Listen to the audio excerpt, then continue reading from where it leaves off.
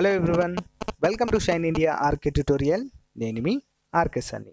Friends, ఈరోజు మనము Indian పాలిటీకి సంబంధించిన మోడల్ పేపర్ 5ని మనం ఈ క్లాస్లో చూద్దాం ఫ్రెండ్స్. సో ఫ్రెండ్స్, మనము ఆల్రెడీ టోటల్ సిలబస్ని కంప్లీట్ చేయడం జరిగింది.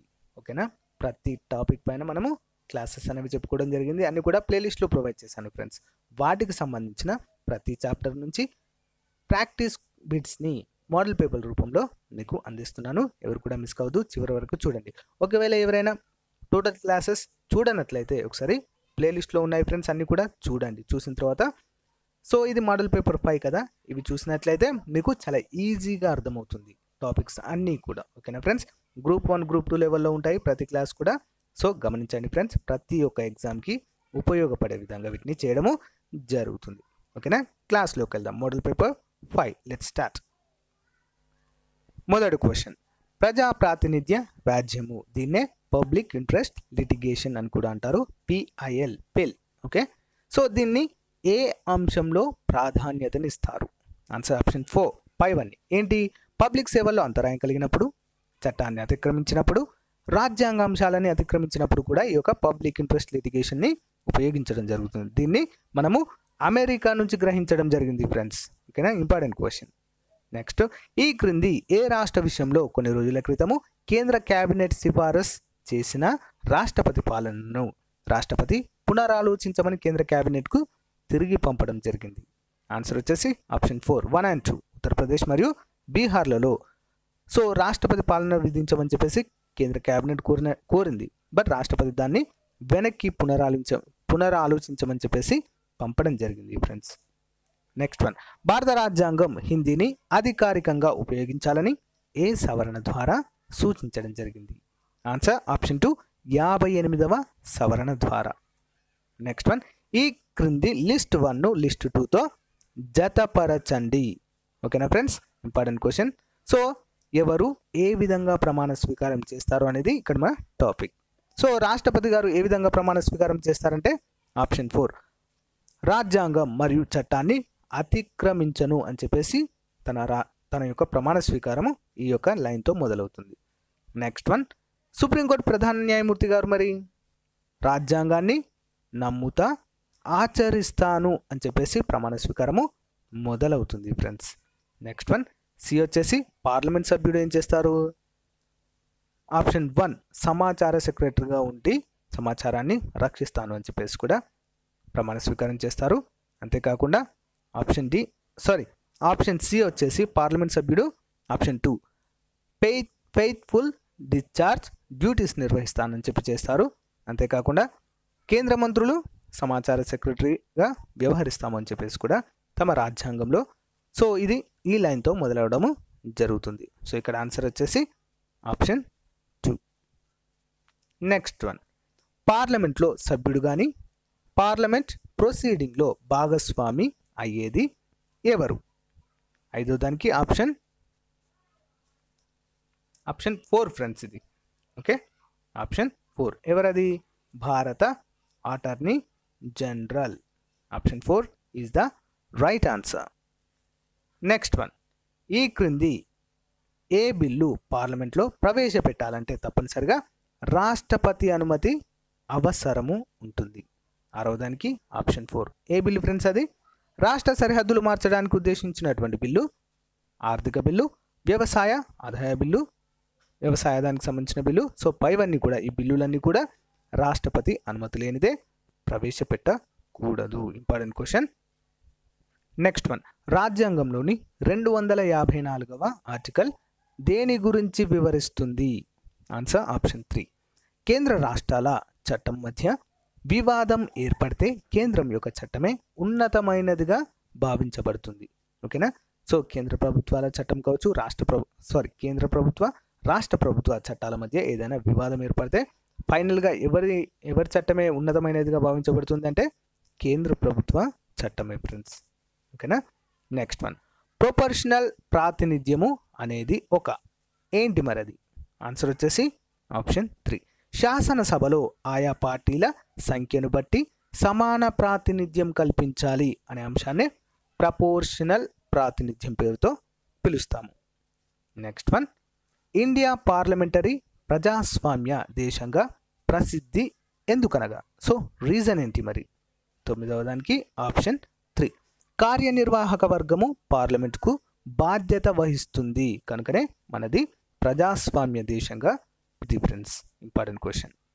నెక్స్ట్ వన్, భారత రాజ్యాంగము భారత పౌరులకు ఆర్థిక న్యాయాన్ని దేని ద్వారా హామీ ఇవ్వడము జరుగుతుంది? ఆన్సర్ ఆప్షన్ 1, ఆదేశిక సూత్రాలతో హామీ ఇవ్వడం అనేది జరుగుతుంది ఫ్రెండ్స్. ఓకేనా? సో ఈ యొక్క ఆర్థిక న్యాయము ఆర్థిక హక్కును ప్రాథమిక హక్కుల నుంచి తొలగించడం జరిగింది అని కూడా గమనించాలి ఫ్రెండ్స్. నెక్స్ట్ వన్, ఈ క్రింది స్టేట్మెంట్లలో సరి అయినది ఏది? సో మొదటిది, రూల్ ఆఫ్ లా అనేది రాజ్యాంగానికి ప్రాథమిక అంశము. ఇది 368వ ఆర్టికల్ ప్రకారము సవరించడానికి వీలు లేదు. నెక్స్ట్, రూల్ ఆఫ్ లా అనేది రాజ్యాంగానికి ప్రాథమిక అంశము. ఇది 368వ ఆర్టికల్ ప్రకారము సవరించబడుతుంది. భారత రాజ్యాంగం యొక్క ముఖ్య అంశంగా రూల్ ఆఫ్ లా ఉన్నది. సో పైవన్నీ కూడా సరైనవి. సో ఆన్సర్ ఏంటి? Option 1 is the right answer. ఏంటంటే రూల్ ఆఫ్ లా అనేది రాజ్యాంగానికి ప్రాథమిక అంశం ఫ్రెండ్స్. ఇది ఓకే 368వ ఆర్టికల్ ప్రకారమే సవరించడానికి ఎట్టి పరిస్థితుల్లో వీల్లేదు అని చెప్పేసి పేర్కొంటుంది.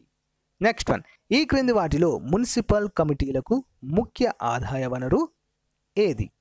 Answer option 1, octroi duty. ఓకేనా? Octroi duty. నెక్స్ట్ వన్, ఇండియాలో స్థానిక సంస్థలకు సంబంధించి ఈ క్రింది స్టేట్మెంట్లలో తప్పుగా ఉన్నది ఏది? ఆన్సర్ ఆప్షన్ 2 అనేది తప్పుగా ఉంది. ఏంటి? స్థానిక సంస్థల్లో 30% సీట్లు మహిళలకు కేటాయించబడ్డాయి అనేది సరైన అంశము కాదు. 30 కాదు ఫ్రెండ్స్, 50. ఓకే, సో మరి కరెక్ట్ ఉన్నాయేంటి చూద్దాము. స్థానిక సంస్థల ఎన్నికలు కమిషనర్చే నిర్ణయించబడతాయి. స్థానిక సంస్థలకు ఆర్థిక సహాయం కమిషన్ సమకూరుస్తుంది. ఇవి రెండు కూడా సరైనవే. కానీ రెండవది 30% అనేది కరెక్ట్ కాదు, మహిళా రిజర్వేషన్. నెక్స్ట్ వన్, భారత రాజ్యాంగంలో ఈ క్రింది ఎవరిని అభిశంసించే విధానము పేర్కొనబడలేదు? ఆన్సర్ ఆప్షన్ 4, గవర్నర్ని. నెక్స్ట్ వన్, ఈ క్రింది వాటిలో భారత పార్లమెంట్లో అతిపెద్ద కమిటీ ఏది? అతిపెద్ద కమిటీ ఆన్సర్ వచ్చేసి ఆప్షన్ 3, అంచనాల కమిటీ అతిపెద్దది ఫ్రెండ్స్. నెక్స్ట్ వన్, గ్రాడ్యుయేట్లకు ప్రత్యేక నియోజకవర్గాలు కేటాయించిన ప్రత్యేక సభ్యులను నియమిస్తారు. ఓకేనా? గ్రాడ్యుయేట్లకు ప్రత్యేక నియోజకవర్గాలు కేటాయించి ప్రత్యేక సభ్యులను నియమిస్తారు. సో ఎందులో మరి? 16వది ఆప్షన్ 2, రాష్ట్ర శాసన మండలిలో. ఓకేనా? వీరిని మనము MLCలు అంటాము. ఓకేనా? MLC, member of legislative council. Next one చూద్దాం. భారత రాష్ట్రపతి ఎవరి ప్రతిపాదన మేరకు రాష్ట్రపతి క్షమాభిక్ష పెట్టడం అనేది జరుగుతుంది? ఆన్సర్ వచ్చేసి ఆప్షన్ 1, కేంద్ర హోంమంత్రి. నెక్స్ట్ వన్, భారత రాజ్యాంగం ప్రకారము సంపద కేంద్రీకరణ దేని వల్ల ఉల్లంఘించినట్లు? 18వ దానికి ఆప్షన్ 2, ఆదేశిక సూత్రాలు. నెక్స్ట్ వన్, సబార్డినేట్ క్రిమినల్ కోర్టులు. సో ఫ్రెండ్స్ ఇది ఏ కోర్టు క్రిందికి వస్తాయి? Answer option 1, court of session judge. Important question ఇది. నెక్స్ట్ వన్, భారత సుప్రీంకోర్టు హిందుత్వంపై ఏ కేసుపై వ్యాఖ్యానించింది? ఆన్సర్ వచ్చేసి ఆప్షన్ 3, మనోహర్ జోషి కేసులో. ఓకేనా? నెక్స్ట్ వన్, పార్లమెంట్ సభ్యుడు ఈ క్రింది ఏ అంశం ప్రకారము అనర్హుడిగా ప్రకటించబడతారు? సో ఫ్రెండ్స్ 21 ఆప్షన్ వచ్చేసి ఆప్షన్ 1. ఏంటి? ఎట్టి పరిస్థితుల్లో మరి? 2, 3, 4 తన రాజకీయ పార్టీ అనుమతి లేకుండా ఆజ్ఞలను ధిక్కరించి ఓటింగ్లో పాల్గొన్నట్లయితే. నెక్స్ట్ వన్, అతడు పార్టీ విధానాలకు వ్యతిరేకంగా కొత్త విధానాలు అనుసరించడం. నెక్స్ట్ వన్, వేరే పార్టీల్లో చేరినట్లయితే. ఈ 3 సందర్భాలలో కూడా ఈ యొక్క సభ్యుడు అనర్హుడిగా ప్రకటించబడతారు. ఓకేనా? ఆయా పార్టీలచే. నెక్స్ట్ అప్, రూల్ ఆఫ్ లాకు సంబంధించి క్రింది వాటిలో సరైన అంశము కానిది ఏది? సో ఆన్సర్ వచ్చేసి 22 ఆప్షన్ 2, 2, 3, 4 2, 3, 4 సరి కానివి. పరిపాలనా న్యాయ వ్యవస్థ, పాలనా చట్టము, అధికారి యొక్క స్వతంత్ర అధికారాలు అనేవి సరైనవి కాదు. ఏమి సరైనవి మరి? స్వతంత్ర న్యాయ వ్యవస్థ, చట్టం యొక్క ఆధిక్యత అనేవి మాత్రమే సరైన అంశాలుగా ఇక్కడ మనము చెప్పుకోవచ్చు. నెక్స్ట్ వన్ చూద్దాం. క్రింది వాటిలో సరిగా జత కానిది ఏది? 23. సో ఆర్టికల్ 129 కోర్టు ధిక్కరణ నేరము సరైనదే. నెక్స్ట్ వన్ ఆర్టికల్ 131 వాస్తవ న్యాయపరిధి సరైనదే. ఆర్టికల్ 136 స్పెషల్ లీవ్ పిటిషన్ కూడా సరైనదే. సో నెక్స్ట్ ఆప్షన్ 4 కూడా చూద్దాం. సో ఆప్షన్ 4 ఆర్టికల్ 137 సలహా నిర్ణయం అనేది సరైనది కాదు. నెక్స్ట్ వన్ ఆర్థిక సంఘం యొక్క చైర్మన్ ఇతర సభ్యుల అర్హత ఏంటి? అర్హత గురించిన వివరాలు చూద్దాము. 24ది ఆప్షన్ 3 పార్లమెంటు చే నిర్ణయించబడుతుంది ఫ్రెండ్స్. ఆర్థిక సంఘం యొక్క చైర్మన్ మరియు ఇతర సభ్యుల యొక్క అర్హత ఏంటి అనే విషయం. నెక్స్ట్ వన్ లోక్సభ రాజ్యసభ సమాన అధికారాలను కలిగి ఉండేది. లోక్సభ రాజ్యసభ సమాన అధికారాలను కలిగి ఉండేది ఏ యొక్క అధికారాలలో అని చెప్పుకోవచ్చు? ఆన్సర్ ఆప్షన్ 4 సవరణ అధికారాలలో మాత్రమే లోక్సభకు మరియు రాజ్యసభకి సమాన అధికారాలు కలిగి ఉంటాయి ఫ్రెండ్స్. నెక్స్ట్ వన్ ఈ క్రింది ఏ కేసులో సుప్రీంకోర్టు ప్రాథమిక హక్కులు చేరి ఉన్న అంశాలను మార్చడానికి వీలు లేదు అని చెప్పేసి తీర్పునిచ్చింది? ఏంటి మరి అది? 26ది ఆప్షన్ 1 గోలక్నాథ్ కేసులో. నెక్స్ట్ వన్ రాజ్యాంగానికి చేసే సవరణ జమ్మూ కాశ్మీర్కు వర్తించే విషయంలో క్రింది వాటిలో సరి అయినది ఏది? 27 ఆప్షన్ 3. సో ఆర్టికల్ 370 ప్రకారం తప్పనిసరి ఆర్డర్ రాష్ట్రపతి చేత జారీ చేయబడడంతో. ఓకేనా? Important question. Next one Panchayati Raj మరియు మున్సిపాలిటీకి సంబంధించి 74వ 73వ రాజ్యాంగ సవరణ. ఓకేనా? సవరణలు దేనికి సంబంధించినయో చూద్దాం. 28ది ఆప్షన్ 2 రాష్ట్రాల సమ్మతితో వెంటనే అమలులోకి వచ్చినట్లుగా ఇక్కడ మనకు 73, 74వ రాజ్యాంగ సవరణలు తెలుపుతుంటాయి. నెక్స్ట్ వన్ సుప్రీంకోర్టు న్యాయమూర్తుల నియామకం విషయంలో 9 మంది న్యాయమూర్తులతో కూడిన సుప్రీంకోర్టు బెంచ్ భారత ప్రధాన న్యాయమూర్తి సిఫారసు చేస్తుంది. సో 29 ఆప్షన్ 2 ప్రతిపాదిత పేర్లు సుప్రీంకోర్టులోని సీనియర్స్ ఎవరైతే ఉంటారో, సో సీనియర్ మోస్ట్ ఎవరైతే ఉంటారో వారి యొక్క సలహాలు తీసుకొని నియమించడం జరుగుతుంది. Important question. నెక్స్ట్ వన్ 9 మంది న్యాయమూర్తులతో కూడిన సుప్రీంకోర్టు బెంచ్ సలహా మేరకు భారత రాష్ట్రపతి హైకోర్టు న్యాయమూర్తులను బదిలీ సిఫారసు చేయును. ఏంటి మరి అది? 30 ఆప్షన్ 4 ఫ్రెండ్స్ ఇది. ఓకేనా? ఏంటది? సీనియర్ న్యాయమూర్తులను సంప్రదించడంతో పాటు హైకోర్టు ప్రధాన న్యాయమూర్తిని సంప్రదించి బదిలీ చేయడం అనేది జరుగుతుంది. నెక్స్ట్ వన్ భారత ప్రధాన న్యాయమూర్తి రాష్ట్ర హైకోర్టు ప్రధాన న్యాయమూర్తుల నియామక సిఫారసు. ఓకేనా? ఏంటి మరి అది? ఓకేనా? 31 ఆప్షన్ 2 సుప్రీంకోర్టులోని 2 సీనియర్ జడ్జిలతో సంప్రదించిన తర్వాతనే ఈ యొక్క నియామక సిఫారసులు చేయడం జరుగుతుంది. నెక్స్ట్ వన్ 1998లో ఏర్పాటు చేయబడిన కేంద్ర విజిలెన్స్ కమిషన్కు సంబంధించి క్రింది వాటిలో సరికాని అంశం ఏది? ఆన్సర్ ఆప్షన్ 4 క్రిమినల్ న్యాయ వ్యవస్థను సవరించడం అనేది సరైనది కాదు. మరి సరైన అంశం ఏంటి? కేంద్ర విజిలెన్స్ కమిషన్కు సంబంధించి ఈ కమిషన్ శాసన హోదాను కలిగి ఉంటుంది. Yes correct. కమిషన్ బహుసభ్య సమితి. Yes correct. అంటే బహుసభ్యం అంటే ఒకరికంటే ఎక్కువ సభ్యులు కలిగి ఉండడం. నెక్స్ట్ అవినీతి చట్టాన్ని పూర్తి స్థాయిలో అమలు చేయడము జరుగుతుంది. ఓకేనా? సో సరికానిది క్రిమినల్ న్యాయ వ్యవస్థను సవరించడం అనేది దీని పరిధిలోకి రానటువంటి అంశంగా చెప్పుకోవచ్చు. నెక్స్ట్ వన్ ఈ క్రింది ఎవరి నాయకత్వంలో ఏర్పాటు చేయబడిన లా కమిషన్ ఎన్నికల నిర్వహణలో ఎక్కువ మార్పులను సూచించడము జరిగింది? 33 option 1 justice BP Jeevan Reddy. Important question. Next one ఈ క్రింది ఏ రాష్ట్రంలో మొట్టమొదటిసారిగా రాష్ట్రపతి పాలన విధించి తర్వాత తొలగించారు? ఎందుకనగా ప్రభుత్వం రాజ్యసభ చేత సరి అయిన అనుమతి పొందకపోవడం వలన. సో ఏ రాష్ట్రమో చూద్దాం ఫ్రెండ్స్ మరి. సో ఆన్సర్ వచ్చేసి ఆప్షన్ 2 ఉత్తరప్రదేశ్లో ఫ్రెండ్స్. ఓకేనా? నెక్స్ట్ వన్ చూద్దాం. మతతత్వ విధానాలను పురిగొల్పుతున్నాడనే సాకుతో బాల్ ఠాక్రేను శివసేన సుప్రియోను ఎలక్షన్ కమిషన్ ఎన్ని సంవత్సరాలు నిషేధించడము జరిగింది? ఆన్సర్ ఆప్షన్ 2 6 సంవత్సరాలు ఫ్రెండ్స్. నెక్స్ట్ వన్ ప్రభుత్వం చేత నిర్ణయించబడిన బిల్లు పొందే ఖర్చులను ఏ పేరుతో పిలుస్తారు? Answer appropriation bill. Next one కేంద్ర కేబినెట్ మంత్రి కాకుండానే భారత ప్రధానమంత్రి అయినటువంటి వ్యక్తి క్రింది వారిలో ఎవరు? 37 ఆప్షన్ 2 హెచ్డి దేవేగౌడ. ఓకేనా, దేవగౌడ్. నెక్స్ట్ వన్, 5వ పంచవర్ష ప్రణాళిక చే భారతదేశంలో ఆమోదించబడిన అతిపెద్ద సంస్థ ఏది? 38 ఆప్షన్ 4 కేంద్ర క్యాబినెట్. Important question.